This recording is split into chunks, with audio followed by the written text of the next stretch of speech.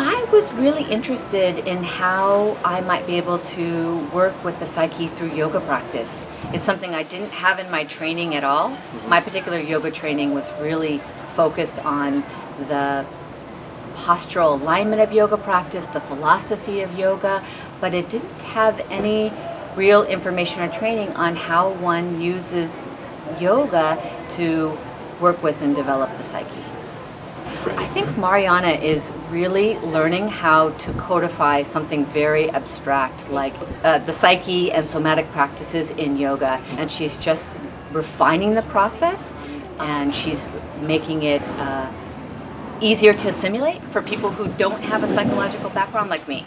I'm coming to this practice not as a therapist, but as I mentioned before, as a yoga teacher. Before you start, just drop into your body and ask your person, like, let's just take a moment to get into our body, and you can use your own language, but let's feel the seat beneath us, and I'm going to do the same. Right? So we're counseling a friend, I guess, in this room, or a yoga student right after a class. But say they come anxious, can I talk to you for a few minutes?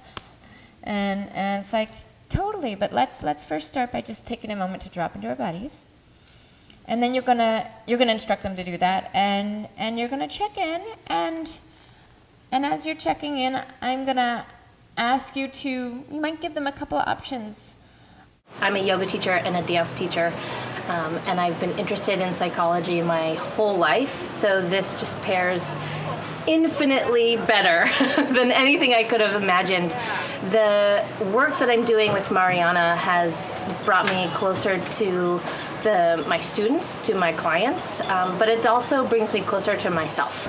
So it's a process of really watching my emotions and learning to work with them instead of against them. It also makes me much more compassionate just for people in general. So whether they walk into my yoga class or whether I meet them on the street or in a grocery store, I feel like these practices can be used anywhere. It's certainly helped me be able to ground in a moment, in an instance, and it's being more present in my life in general, so with the people that I meet, but also with my family members. So I feel like these practices are easily accessible, so user-friendly, and they also take time. So Mariana's been doing her work for a really, really long time, and I'm new at this, and yet I feel like it's my sense that just being in the immersion that we meet, a whole day once a month, over the course of 5 months, is an opportunity to be able to practice. So we learn new information, but it also takes attention. So I've been live streaming for the past 4 months, and now I actually get to be in person with everybody, which up-levels the whole thing a lot more, because there's something that happens when you actually get to be in the same room with everybody. But it's been a wonderful experience, and I feel like this is just starting me out on the path, and I hope to do a whole lot more in the future.